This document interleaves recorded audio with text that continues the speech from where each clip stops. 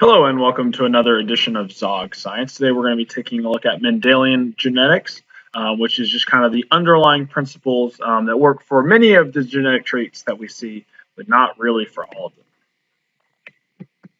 So first we need to talk a little bit about Gregor Mendel, and he is always known as the father of genetics. And what he did was he bred pea plants, as many of us have heard, and specifically what he did was he bred plants for a particular trait until they became what is known as true breeding. And a true breeding plant is one that is always going to produce a particular trait when bred with itself.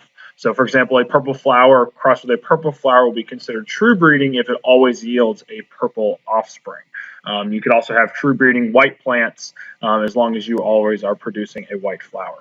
Now, during his time, Mendel never actually got credit for his work. The scientific community at the time didn't really accept his results until after he had died, which is part of the reason why he has never gotten a Nobel Prize. They don't award posthumous Nobel Prizes. Also, the Nobel Prize wasn't established until after he had actually done his work.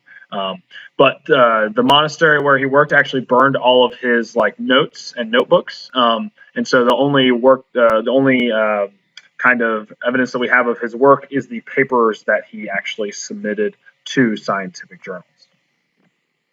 So Mendel's principles. So what he did was he, after many generations of plants and lots of meticulous work, had enough data to come up with three principles: the principle of segregation, principle of dominance, and the principle of independent assortment. And for the generations of plants that he used, he started off with a P generation, which is known as the parental generation, F1, which is the first filial generation, which is Latin for son, and then F2, which is the second filial generation. So the principle of segregation says that two alleles for a heritable character separate during gamete formation and end up in different gametes. So basically, we're just saying that there are two separate chromosomes, two different alleles, right, each on a different pair of chromosomes. Now, at the time of Mendel, they didn't know that chromosomes existed. They didn't know that DNA was what carried the information in a cell. So this was just kind of, he just knew that there were two characters, right, because you could either be purple or white, and that they were able to separate out. Now, why is it that they separate out into the different gametes? Well, you've got your metaphase, right? Metaphase 1 and metaphase 2 of meiosis, and during that time, that is when they are going to be splitting apart, and so you have an equal chance of getting either one.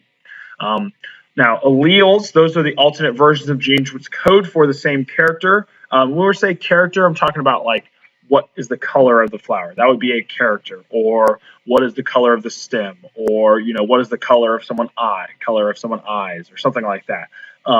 Today we understand that this means that the actual alleles are a little bit different DNA. So in general, the DNA is the same except for a section of it that's going to be different. That's going to change the character to be one of two different traits.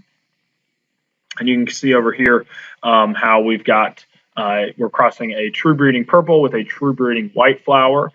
When they combine together, we still get purple flowers, right? But then those, the P and the little p, right, the two different alleles are going to separate out. So that way the sperm and the egg both have a 50% chance of passing on, or I guess of acquiring either a purple or white allele, and then we move forward with that and have an equal opportunity for the offspring to get one or the other, which we've seen in this 3-to-1 ratio that you all are probably pretty familiar with.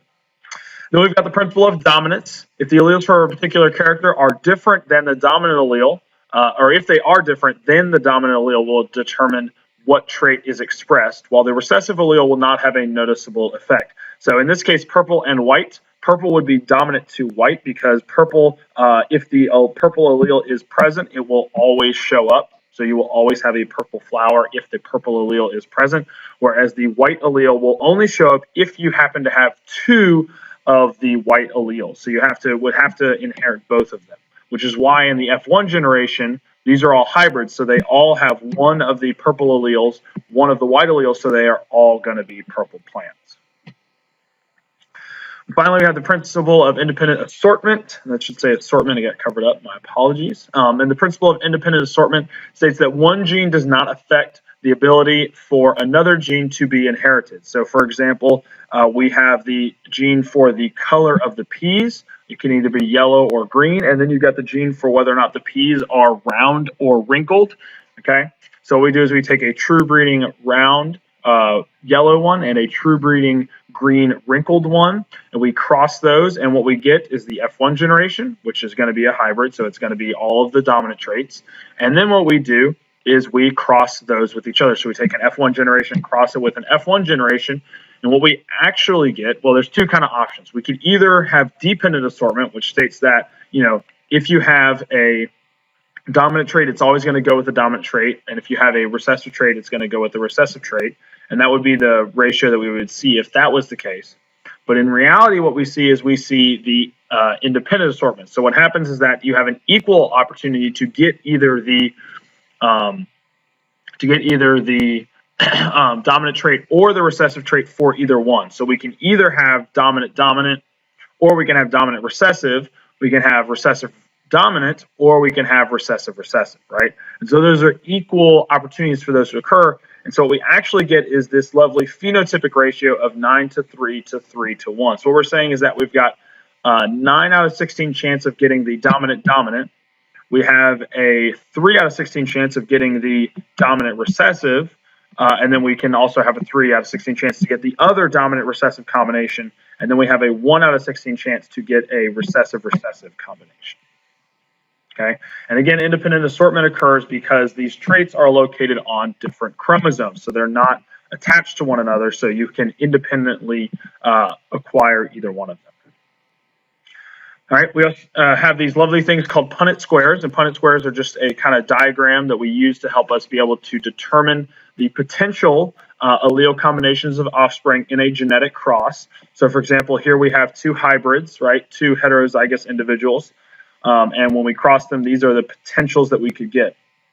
This would be just a simple Punnett square. We can also go Punnett squares for two traits, right? So here it's a much bigger Punnett square because we have more alleles that are involved. So we can have either homozygous individuals, which have an identical pair of alleles, either two dominant alleles or two recessive alleles. By the way, dominant alleles are always expressed as capital letters. Recessive alleles are always expressed as lowercase letters. And when you're picking your letters, you probably want to pick letters that actually look different, whether they are capital or lowercase.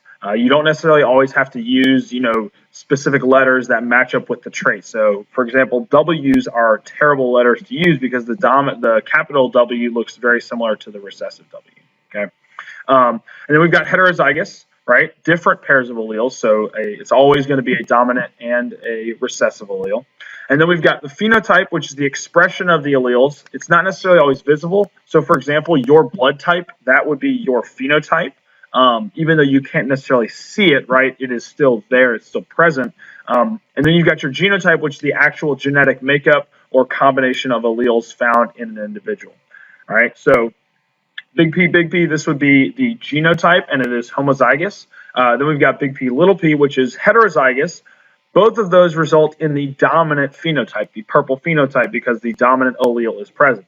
We can also have the homozygous recessive individual. All right, they've got two little p's, and they are going to have a white phenotype. We can also have the need to run a test cross. A test cross is used when we don't know the genotype for an individual with a dominant phenotype. So we can see that it is a purple flower, right? But because it's purple, we don't know whether it is homozygous or heterozygous. So we would run a test cross, and we would cross it with a recessive phenotype, which is obviously a known genotype, right? Because if it's recessive, it has to be two recessive alleles. So what we do is we cross them, and we will see if it is a homozygous dominant individual with two of the dominant alleles. We expect all of the offspring to be purple. If it is a heterozygous dominant trait or dominant individual, then we expect there to be about a 50% ratio between those with a dominant phenotype and those with a recessive phenotype. Now, Mendelian genetics is based on the laws of probability, specifically that there is a 1/2 chance that either allele is inherited. And there are kind of two rules of probability that you're going to want to make sure that you know. First one is the multiplication rule, and that is the probability that two events, independent events, will both occur is found by multiplying their individual properties together. So, for example, let's imagine that we're flipping coins, right? So, if we're flipping two coins, the probability of getting two heads is 1/2 times 1/2, right? Because it's a 50% chance of getting heads on one, 50% chance of getting heads on the other. So we multiply that together and we get 25% or 1/4. This is also known as the AND rule. So we're saying that we have to get heads on this one and heads on the other. We also have the addition rule. This is the probability that either of two independent events will occur is found by adding them together. So the probability of getting two heads or two tails is 1/4 the probability of getting two heads plus 1/4 the probability of getting two tails, which is 1/2 or 50%, also known as the OR rule. So we're saying that we can get two heads or two tails. All right, and that's all I've got for you today. Thanks for watching, and I'll see you next time.